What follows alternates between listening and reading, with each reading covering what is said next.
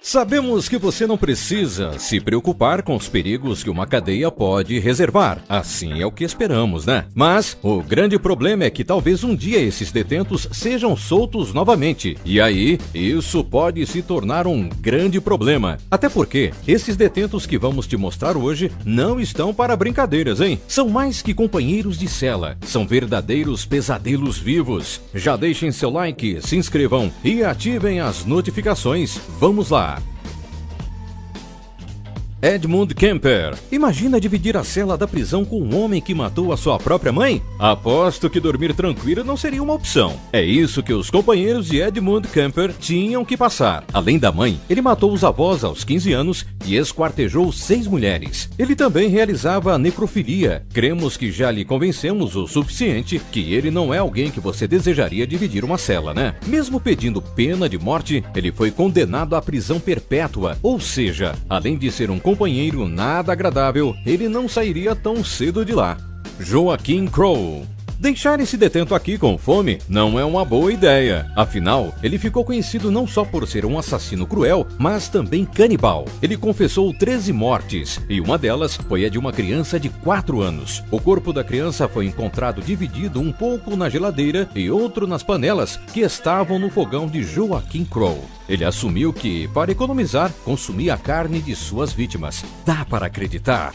Pedrinho Matador. Pedrinho matou pela primeira vez aos 14 anos e hoje é acusado de 18 crimes, mas, segundo ele, o total de vítimas são de 100 pessoas, incluindo o próprio pai. Já na sua primeira prisão, Pedrinho foi colocado em um camburão com outro preso, ambos algemados. Ao chegar no destino, apenas Pedrinho estava vivo. Ele confessou o crime e alegou que fez isso porque o companheiro era estuprador e merecia morrer. E continuou matando na prisão. Um por não ir com a cara, outro porque ele roncava demais e outros 3 porque armaram uma emboscada para ele. Pedrinho era definitivamente um terror para os companheiros de prisão. Ted Bundy. Tudo bem que colecionar coisas estranhas pode acontecer. O problema é quando passa de estranho e vira bizarrice. Ted Bundy colecionava a cabeça de suas vítimas. Isso mesmo, responsável por mais de 30 mortes e vários estupros, o cara era tão frio que recusou 5 advogados para ele mesmo defender o seu caso. Ele foi preso e depois condenado à cadeira elétrica para a alegria dos outros criminosos que teriam que dividir o mesmo local que esse maluco.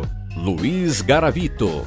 Conhecido pelo apelido La Bestia e por ser o pior serial killer que já existiu, Luiz Gavito foi condenado a passar 1.853 anos e 9 dias na cadeia por 139 crimes em 1999. E fica pior ainda, 139 crimes foram só os que ele foi condenado. A polícia colombiana estima que o número ultrapassa 400 assassinatos. Apesar de ser condenado a tanto tempo de cadeia, ele só poderá ficar 30 anos. Os presidiários agradecem, já nós, cidadãos de bem, não, né? Robert Strode. Robert Franklin Strode pode ser considerado um dos detentos mais perigosos que já existiu.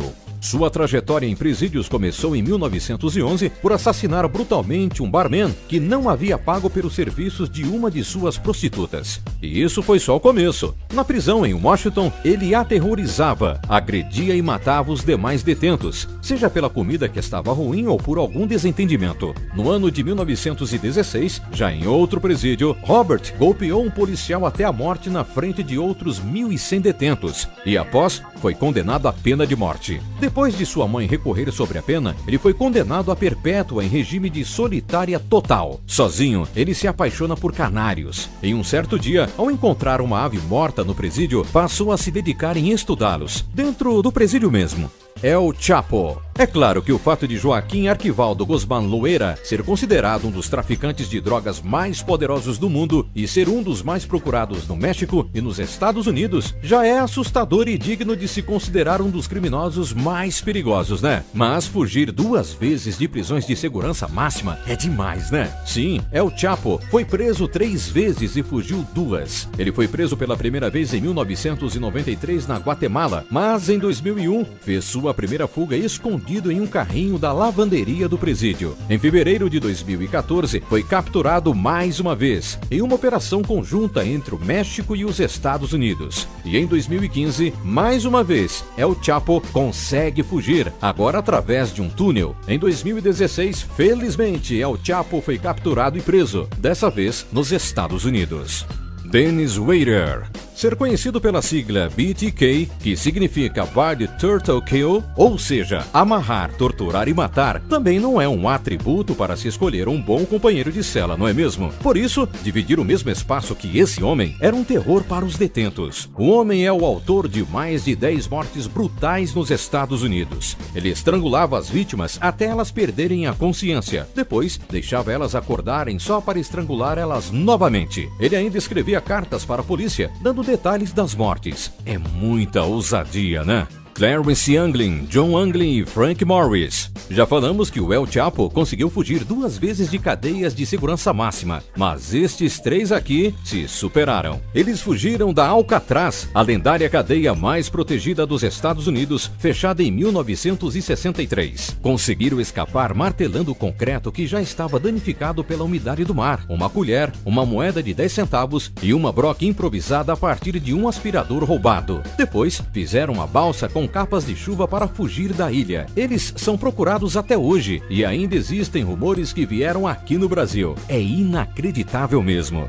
Andrei Chikatilo. Imagina um julgamento onde o acusado está dentro de uma espécie de jaula para evitar que os familiares das vítimas o matassem. Esse foi o julgamento do ucraniano Andrei Chikatilo, conhecido como o açougueiro de Rostov. Ele confessou ter assassinado 53 mulheres e crianças. Ele ainda confessou ter devorado várias delas. Por sorte dos outros detentos, não deu tempo dele ser um risco na cadeia, pois foi executado com um tiro na cabeça em 1994. Não era para menos, né? Deixa seu like, se inscreva e ative as notificações. Até a próxima!